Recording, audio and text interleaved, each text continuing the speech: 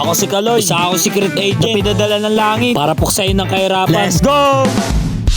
What's up guys? We got another blessing today. Dahil meron tayong orders from Cavite pa. Man. Madalas talaga malala yung order natin. Kaya malaking tulong talaga yung GNT. Dahil makakatipid tayo sa oras. Katulad neto, may pinuntahan pa akong reseller. By the way guys, maging mabait kayo sa mga reseller nyo. Dahil balang araw sila din yung tutulong sa inyo. Anyway guys, nakauwi na nga pala kami dyan. Tapos may biglang umorder ng 2 t-shirt at isang pabango. Dapat pala pag magdadala ako ng parcel, hapon na. Para isang bagsakan na lang. Para di na rin pabalik-balik. Barya-barya. Nga pala guys, bumili ako ng bike. Marumi lang siya pero mukhang bago pa naman. Nakitaan ko siya ng opportunity na pwede siyang mabenta. Sabi talaga sipag na itong bata to. Ahon.